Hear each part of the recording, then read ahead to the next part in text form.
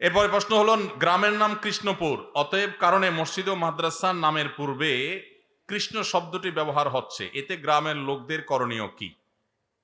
কোনো অসুবিধা নাই ভাই। কৃষ্ণপুর ইসলামিয়া হাফিজিয়া মাদ্রাসা, কৃষ্ণপুর বাইতুর রহমান মসজিদ, কথার কথা, কোনো অসুবিধা নেই। জায়গার নাম যেটা আছে সেই নামের মধ্যে যদি কোনো আপত্তিকর কোনো শব্দ থাকে যেটা মুসলমানের বিশ্বাসের সাথে যায় না, জায়গার নাম হিসাবে সেটা উল্লেখ করলে গুনাহ হবে না। তবে যদি খুব বেশি আপত্তিকর নাম থাকে, যথাযথ নিয়মে প্রশাসনের কাছে এলাকাবাসী সবাই মিলে দাবি দাওয়া তুলে সেটার পরিবর্তনের চেষ্টা করা যেতে পারে যদি সেরকম আপত্তিকর হয়। তবে এই যে কৃষ্ণপুর নাম আছে, এই কৃষ্ণপুর নাম এটা করে মসজিদ বা মাদ্রাসার সামনে বা শুরুতে থাকলে, যেমন এখানে আপনারা লিখছেন কৃষ্ণপুর ইসলামিয়া হাফেজিয়া মাদ্রাসা, কোনো অসুবিধা নেই, এটা জায়গার নাম। ঠিক একইভাবে কৃষ্ণপুর কথার কথা বাইতুর রহমান মসজিদ, বাইতুল করিম মসজিদ, জায়গার নাম লিখেছেন, কোনো অসুবিধা নেই।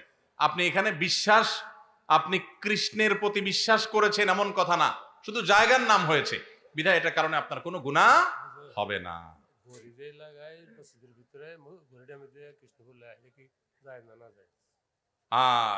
মুরব্বী বলছেন যে ঘড়ির মধ্যে ওই শব্দ লাগায় দেয়, সেই শব্দ আপনার মসজিদের মধ্যে থাকে, এটা অনুচিত কিনা।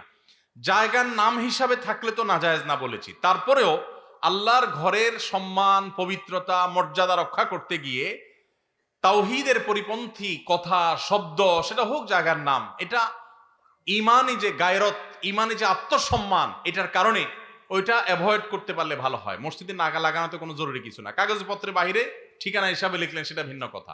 অতএব এগুলো পরিহার করতে পারলে, বিশেষ করে মসজিদের ভিতরে মসজিদের পবিত্রতা এবং মর্যাদার খাতিরে অন্তত আল্লাহর সঙ্গে শিরক করা হয় এরকম কোন শব্দ, এরকম কোন বিশ্বাস এটা ধারণ করে, সেরকম শব্দগুলো মসজিদের ভেতরে না থাকলে ভালো হয়। কিন্তু যেটা বললাম, জায়গার নাম হিসাবে উল্লেখের কারণে আপনি মুশরিক হয়ে যাবেন, শিরক হয়ে যাবে, এই বিশ্বাসী হয়ে গেছেন, ব্যাপারটা সেরকম না। কারণ ইন্নামাল আমালু বিন্নিয়াত, আপনি তো কৃষ্ণে বিশ্বাস করছেন না, আপনি জায়গার নাম হিসাবে উল্লেখ করছেন, আপনার নিয়ত তো বিশ্বাস না বা শিরক করা না, বিধায় সেটা আপনার শিরক হবে না।